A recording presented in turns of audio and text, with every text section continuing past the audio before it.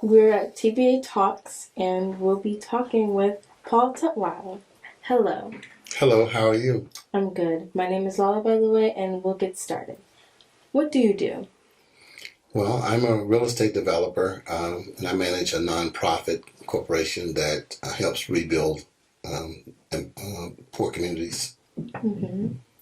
Can you tell us about the Northwest Jacksonville Community Development Corporation? Sure. So in 2001, we formed a nonprofit corporation with the idea that we wanted to do more than protest about change. We wanted to actually become a business to make change ourselves. And so we formed a nonprofit business to be able to make that happen. That's amazing. Can you tell us about your community involvement with Durkeeville?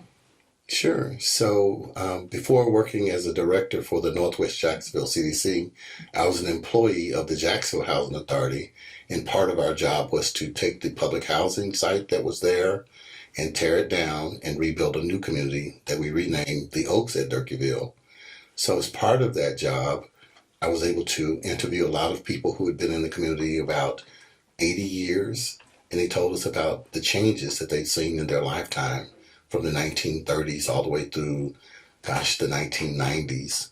Wow. So they saw a lot of different things happen, and they talked to me about the 30s and the 40s and the 50s and how the community went from being really, really a good neighborhood with lots of very rich and prominent people to a very poor community with a lot of crime and drugs and a lot of things that were not so pleasant. And so we actually formed a museum. We actually created a Durkeeville Historical Society. So their idea was to pay tribute to the community that they originally founded in the 1930s. And it was really flourishing with kind people doing, kind things, and a lot of people going on to national acclaim. I mean, they went to become opera singers and baseball players, and it's like amazing. And they came right there from that neighborhood. And then to watch it decline was a sad story for them. And so they were very kind in their words to just tell me exactly what happened.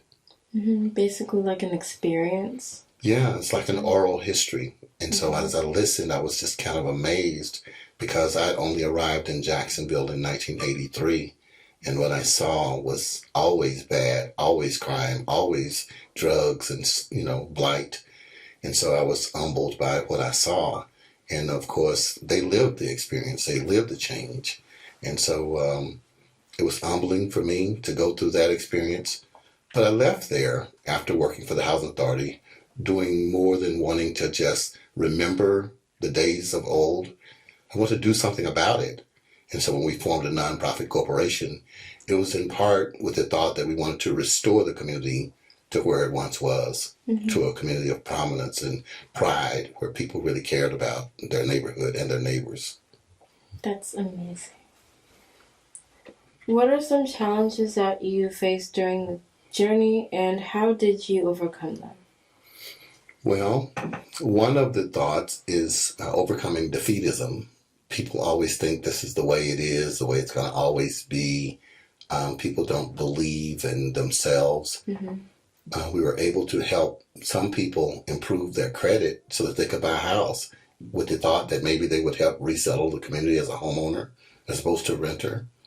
Well, they wanted to be a homeowner, but maybe they want to leave the neighborhood. They didn't want to come in and make change. So you have to believe in your community in order for you to stay. And if you lose confidence, then you want to move away. And so what we had to do was tell the entire story of how the neighborhood used to be and what we were hoping to do. So some of those challenges was to get people to believe in themselves and believe in their community and to establish a sense of pride. And so that's one thing that we've been constantly trying to do with mixed results.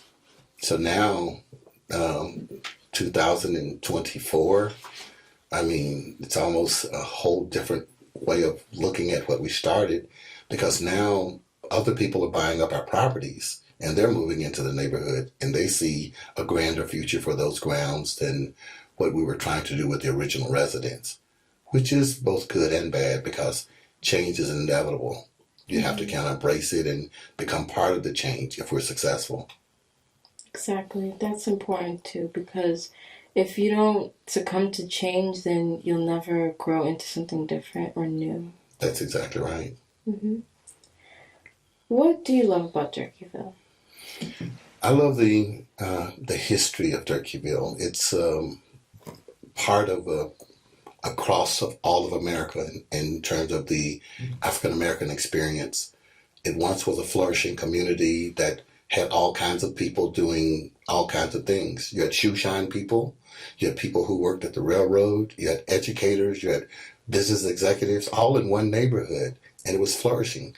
At that time, people had small shops. They could be florists, they could be tailors, and so everything was just going normal. During that era, it was a segregated time, and people were required to stay on a certain side of town in order to do business. It was just the way people accepted as norm. And so just understanding the journey of how when integration occurred, many people with means decided to leave because they wanted to become part of the American fabric. They wanted to go to other parts of town. But it left a void in the neighborhood of people with resources to buy goods and services. Mm-hmm. And at the same time, there were social changes that were occurring, like malls. So you no longer had small shops. People were going to the big mega malls. It kind of did away with the way people used to do business and how America was continuing to evolve. And why should people have to live in their own neighborhood? They could live wherever they can afford to.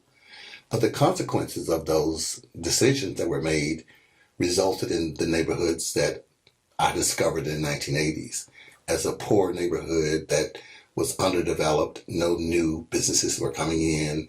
You had people dying and abandoning property.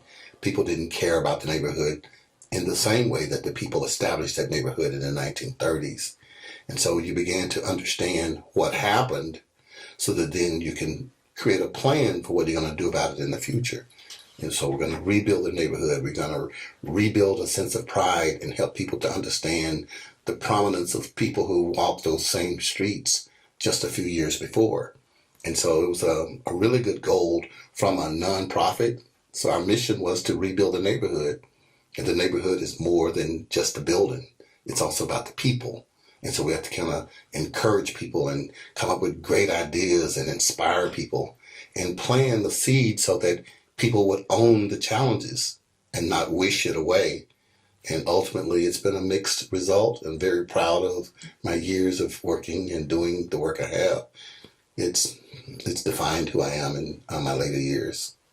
I'm glad that you have told me this because it's important to share the word and spread it. And just by you telling me this now, it's like I've learned different things about how the housing community in Durkeeville has changed over the years. So it's an amazing experience. Thank you.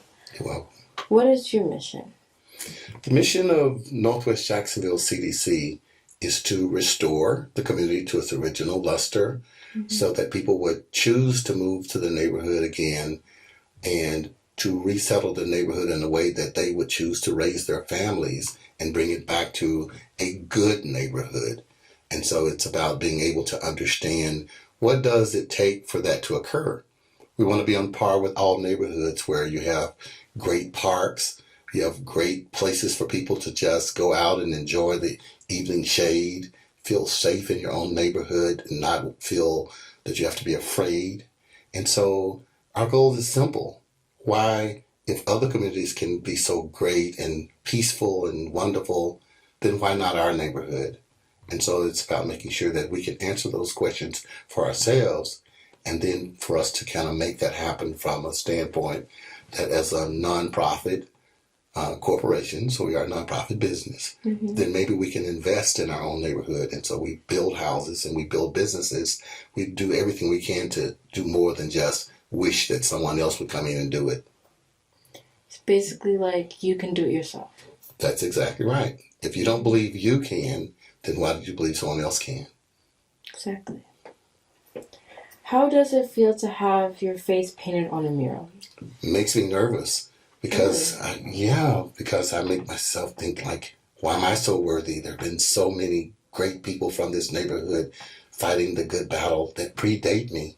That, wow, what makes me more worthy than other people? So I'm humbled to be selected and thinking, oh my goodness, I don't know why me, but I am totally honored to receive such a tribute.